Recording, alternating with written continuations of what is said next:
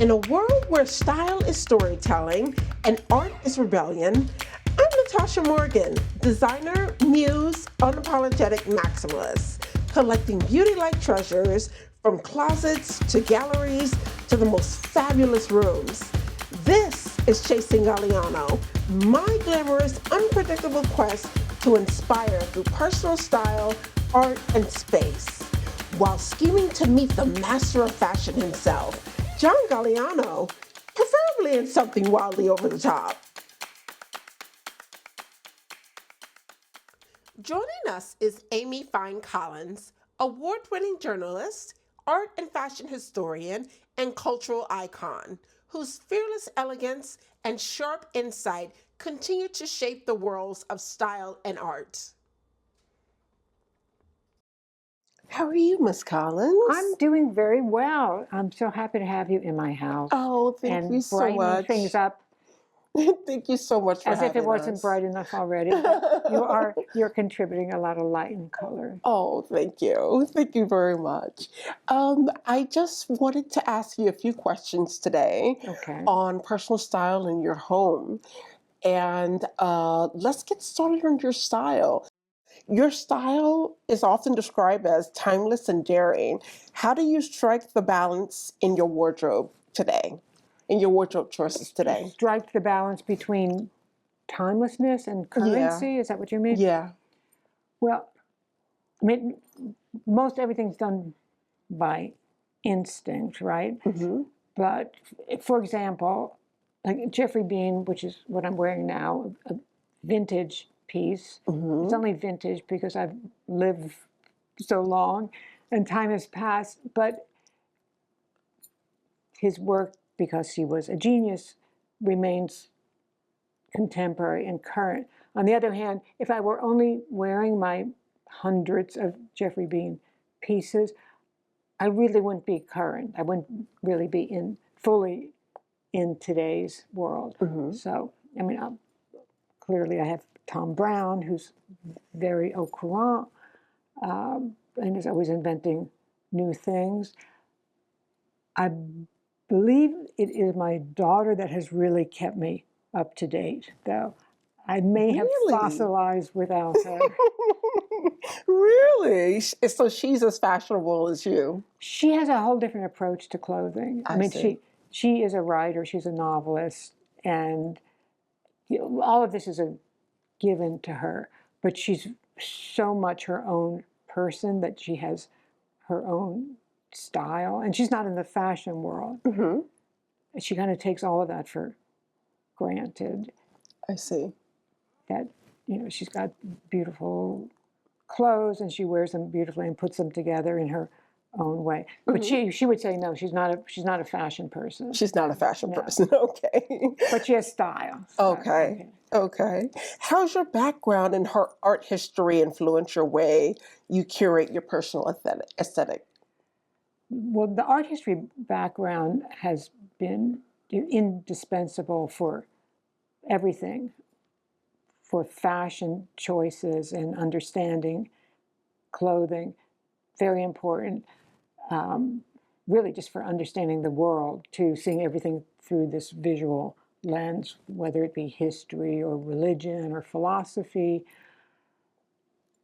or aesthetics. So being an art historian trains your eye. Mm-hmm. Okay. And in the end, fashion, at its best, of course, is an art, and it's the same principles at work as with art and art history. Proportion, color, composition. Mm-hmm. You know that. You studied art, of right? course, yes. Okay, you've collaborated with legendary designers and artists. Who has the most impact in your style evolution? Among designers, Mm-hmm.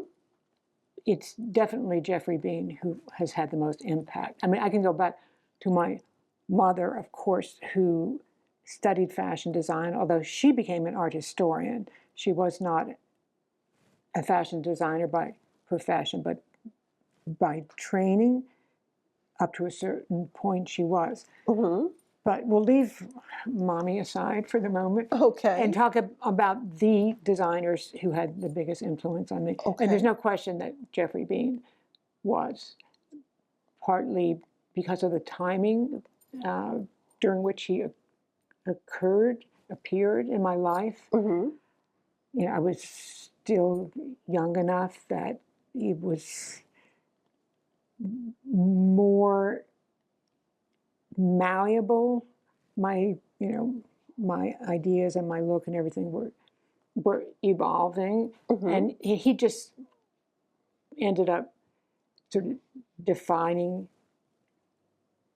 me more clearly. I see. To myself. Okay. Yeah. How much of Geoffrey Beene do you have in your wardrobe? It's terrifying how much I have, because for years and Mm-hmm. years he would send me beautiful garment bags full of beautiful clothes every Wow. season.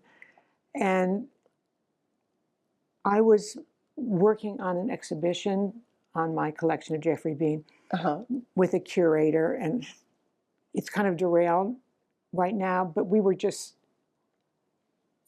blown away by what we were discovering. I put away everything. Like, it was almost a Pandora's box for maybe 20 years. And during the pandemic, Wow.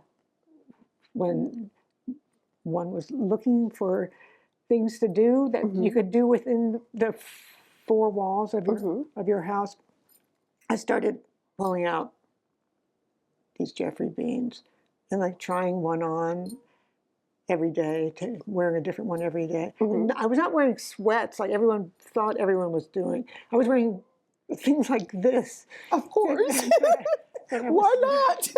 pulling out of every nook and cranny of this apartment, and also of our house in the country, Mm-hmm. and then my mother's basement. So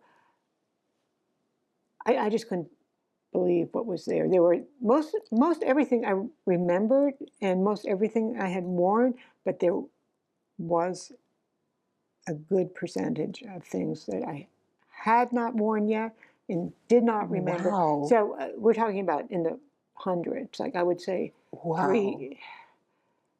300 plus. Wow.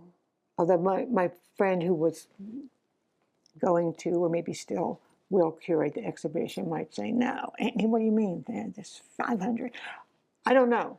I don't have an inventory. Wow. I have kind of a mental inventory, Mm-hmm. but I don't have an official registry of my That's collection. incredible. Yeah. That's incredible. And all of them are either original samples Okay. that were either runway samples or archival pieces that he had saved and put aside for himself. In those days, everyone always made two samples, one for the runway and one to have, just to have in your Mm-hmm. in your archive. So there were duplicate samples. Wow. Incredible. Incredible. As someone deeply involved in fashion's intellectual side, how do you approach trends? Do you ever follow trends? Well, Or have you ever? yes. Every now and then I do look at what the trends are, for the reason that you named before, that I don't want to just become frozen in time. Mm-hmm. And, a lot of these trends I reject. Some are of interest.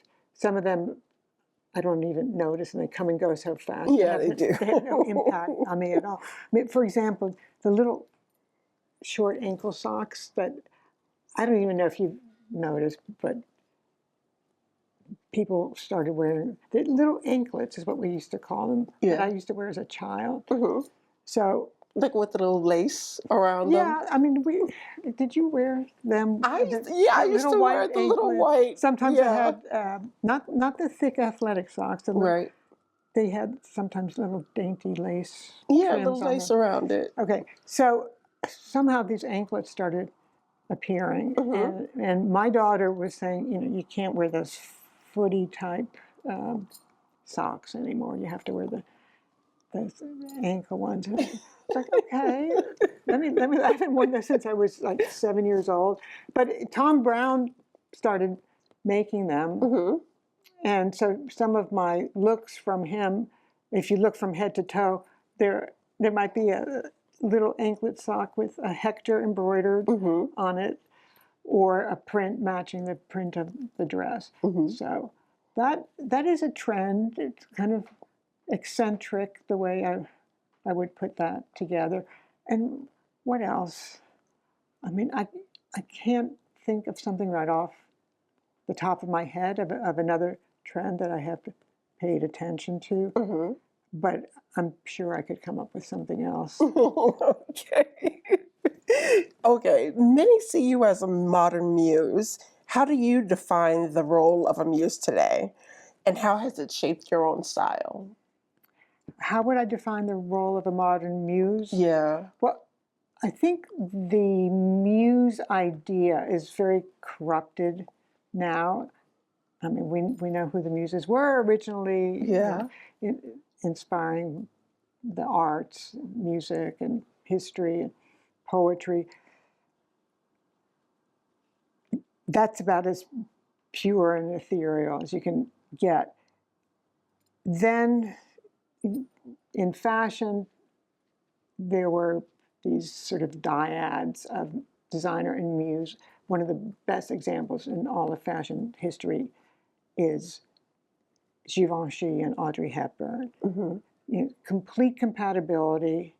They were best friends. There was never money exchanged between them. And even the ads for his perfume, L'Interdit, and she was the face for that, she didn't take money for that. This was pure friendship and mutual regard and mutual influence. Now, that to me is a pure, real muse relationship. So then, with the passage of time, when things have become so transactional, muses come and go. They're hired people. It's like a position in a fashion house. And, it's kind of like some version of being an ambassador. So in my relationships with designers, with some photographers and visual artists, dancers, it's kind of a collaboration, but you are not, or I am not creating the dance or creating the garment or creating the photograph. I'm just giving something which is hard to define, something like inspiration, and it becomes sort of a dialogue without words often, a kind of collaboration without any real definition. So, and I guess we just kind of find each other somehow. I see. Now, that's a very sort of immaterial answer to what you're saying, but that's because it's kind of an evanescent, spiritual thing almost. So, and again, everything it goes back to my mother, I guess. She was an artist. In addition to being the fashion designer and the art historian, I used to sit for her all the time as a child. Like, I guess there was something in me that inspired her to draw me all the time. And I knew as a child that if I sat or stood still, that I would get her attention. It was the only way really to get her complete, undivided attention. Whereas my sister had no patience for that. She was always bopping around. So maybe it begins with something like that. I see. I was giving her a subject, and I was getting some kind of love and attention in return. Now, I'm not saying that's exactly what happens now, Right. but I always like to No, go it's back not. to. I don't think it happens now. No. It's. I like to go to sort of primary origins of things. So, I mean, it really, I would say it's better to talk to the designers than to me to ask what I do and how or why they would call me a muse. They're the ones with the answers. I'm just kind of there being. So what are your non-negotiables in your wardrobe? Like pieces and silhouettes that define your signature look. Okay, well, first of all, I don't like to wear anything by anyone whom I do not know personally. Like that kind of like eliminates a lot of people and have a relationship with, because I take it seriously and personally, and it's more than body coverings. It's a sort of dialogue that's going on. So if the person is unknown to me, it loses that value. It just becomes kind of a garment. Even if it's a good one, I don't feel the sort of soul and imagination of the person who created it. So that's a good rule to have, to discipline myself also. Like, I will not buy that thing because I don't know that person and I don't know what that dress is saying to me. That's incredible. That's really incredible. That's really incredible, because that's the relationship is what makes you want to wear that particular garment. Yes, and then I have a relationship with the garment. Yeah, the garment. Too, which is why I can't get rid of anything. Like they have souls, the objects. I understand. I mean, and there were things that I have bad associations with, and that always puts me on the fence. Like, I should get rid of this because there's a little bad karma associated with it. But most of the time, I can't. I still can't, because it's still part of the story. It's part of the diary and the history. I understand. I can only imagine what your wardrobe is like. I can only imagine. It's a jungle. Do you think of dressing as a form of storytelling? And if so, what stories do you try to tell through dressing? Dressing is a form of storytelling. Sometimes you're just telling the story to yourself. You're expressing some ideas. You make a choice every day, and often you combine things in different ways. So the different pieces that you're wearing are kind of talking to each other. But in terms of a story that is a constructed narrative with a beginning, middle, and an arc, it's not that kind of story. It's more just kind of whispering little bits and pieces and odds and ends, and letting the viewer kind of put it together as they wish, and the wearer basically talking to yourself with your clothes. Okay. In an age of fast fashion and digital overload, how do you maintain such a distinctive and thoughtful style presence? I just don't have any influence from any of that. I really don't. I mean, you were asking about trends before. Yeah. Which sounds like a contradiction, but I mean, I've never looked at a makeup tutorial. I don't follow any influencers.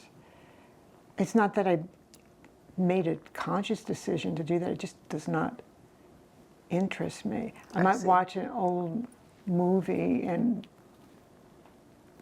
pay very clear attention to what they're wearing and how they're moving and the sets and decor, but I just can't think of And, you know, but Instagram is more about seeing what's going on in the world and what my friends are up to, not about getting ideas.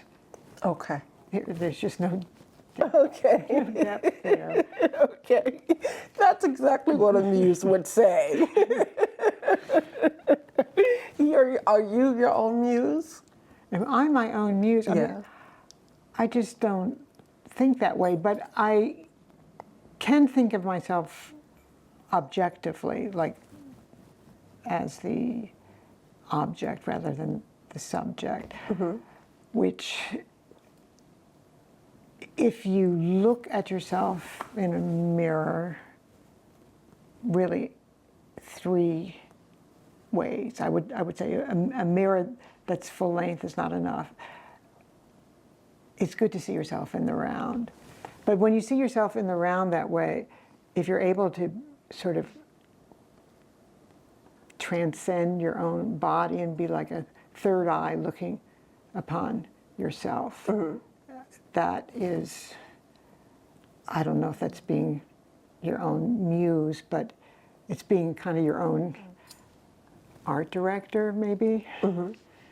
Okay. You got to be able to see yourself outside of yourself, and that's a hard thing to even explain or do. I think I do that sometimes. Okay.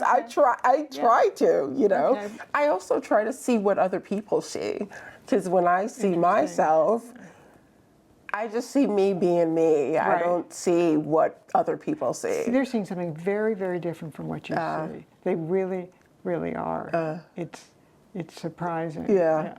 I think Instagram has made me see that and the effects that I have on people who are viewing me. Has that happened to you? I kind of feel like I'm in an echo chamber a bit on my own Instagram account. Like the people that gather around me tend to have something in common. I understand. So, but I'm sure they're seeing things that I don't see. I see. Because it just has to be that way, because they're other beings with their own eyes and their own brain. So, but I think the audience that I have, if you can even call it an audience, it's almost like a self-fulfilling prophecy. You have to have very sort of specific interests and tastes to, I think, care about looking at the pictures that I post. I mean, the Instagram is less a part of my life than it probably should be. I see. I should build up a bigger. I mean, I was dragged onto Instagram, kicking and screaming. I can only imagine. I can only imagine. But it's good that you're there, because all of these kids that are growing up right now get to see you. That I love. I love. They get to see. Running into some young fellow, like, who's inspired by me, and it's very good, because that means that they're learning. It's great. I love it. Now, you've been a longtime muse for Thom Browne. What about his vision speaks deeply to your own aesthetic? Well, when I started with Thom Browne, it was at the very beginning of his making women's clothes, and it was almost a well-kept secret that he even did women's, not intentionally, but I mean, years went by before people registered the fact that he was making women's wear. So I very much liked the idea that I was wearing things that other people were not wearing. Yes, that's too. That's important. Yes. I don't want to be a copycat of anything or anybody. So that was one part of it. Another part is the sort of, well, he's just such an individual. He doesn't care about what's going on in fashion what anyone else is doing. He doesn't look at it. He's got this like firestorm inside of his head going on. I mean, I don't understand how it happens with him because he's so placid and even-tempered, but there's something dynamic and explosive going on inside that these ideas come from. So yeah, the eccentricity and individuality of his work is definitely appealing. And there's a cerebral side to it. Like there's a lot of meaning packed into all of his clothes. And he also has a sense of humor, which is something you don't see in fashion much at all. I mean, I never sit in one of his shows where I don't like laugh about something because it's just so clever and unexpected. Okay. How's your collaboration with Thom Browne challenged or expanded the way you think about dressing? Tom's clothes just make you think about the world differently, and that's make you see the world differently, and that is almost a definition of art. Like you can't look at lily pads without thinking of Monet. You see someone standing a certain way, and it's like a Rodin sculpture. So with Thom, he really sort of broke down the principles of dress and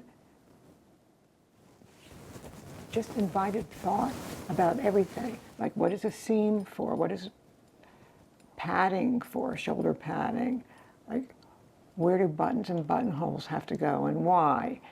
So it's almost, you know, the whole semiotics of dressing and making clothes, it just makes you think more about the whys and whats of everything. Okay. Do you remember the first Thom Browne piece you truly felt like you? That made you truly feel like you? Well, any piece of his did make me feel like this is I. But I'm trying to remember the very first piece that I ever wore. I'm not sure what the very first piece was, but I just knew it was right. I knew it was right, and it wasn't just about the fit, it was about the ideas. And I came to him through Andrew Bolton, the curator at the Metropolitan Museum, just around the time when I think they got together. So it was through that kind of path, not by shopping or seeing something in a magazine. It was about you really would get along well with Thom, and you would probably respond well to what he's doing. And that was partly because I was orphaned. I mean, I had been orphaned for a while because Mr. Beene died, and I really didn't know whom to wear after that because there was no one at that level, and there was, you know, nobody's work that I cared about enough. I understand. So yeah, It truly Andrew was a made the- personal, Yes. a personal connection. Right. That's great. His work is often described as cerebral, like you said, and sculptural. Do you approach wearing his designs like art? Well, I think about what I'm putting on and, you know, why, and I always study all the angles when I'm dressed or getting dressed. And you know, sometimes I change things around a bit. Thom's clothes, like Mr. Beane's, I think of them almost as totalitarian because the aesthetic world that they create is so complete that you really can't add anything to it. If you change the shoe that maybe was supposed to go with it, things go wrong. With Mr. Beene, sometimes just adding earrings messed everything up. It's such a total vision, so definite that you have to approach very carefully how you might alter it. And I don't even remember what your question was, so I don't know if I answered it. You did. But off I went anyway. You did. Okay, in the world of fleeting trends, what does it mean to you to be a part of a designer's enduring creative universe? Well, I'm very happy to still be here and to still be in the game and still having some relevance to people of my generation and all the generations going down to the youngest. I mean, it's really important as a way of just feeling alive and effective and, having a place in the world that matters. Sometimes I joke and say I'm a dinosaur, but it's a dinosaur that's walking amongst us still. You're no dinosaur, trust me. You're a unicorn. A unicorn, I'll take that. All right, rapid fire questions. Okay. These are quick questions. Okay, heels or flats? Both. Okay, favorite fashion era? Well, I would go back to the 1930s for 30s. that. Last item of clothing that made you feel unstoppable? What gave me power? Let's say that look at the Met. At the Met, yeah, that was great. That was unbelievable.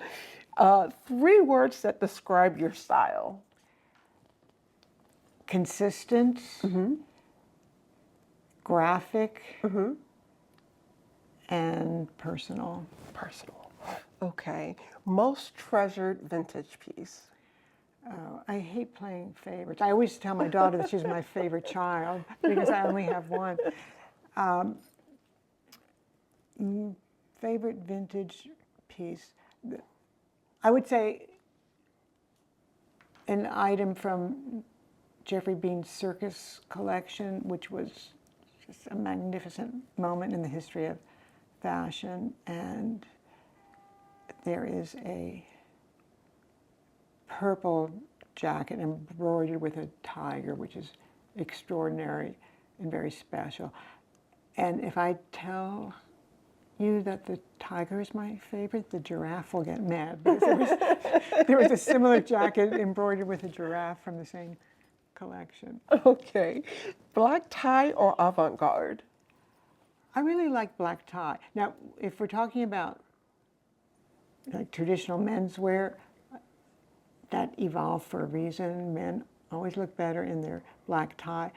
Women look great in black tie too. And you've seen all the variations of black tie that Thom makes, the Trump Laurel versions, the sort of upside down and sideways versions. So yes, what he does with black tie can get avant-garde, but he's really starting from something very traditional and classic. Okay. Go-to accessories that complete your look? Okay, well, I am always with this watch and bracelet and these rings, but they're not there for completing the look. They're just kind of part of my anatomy at this point. Okay.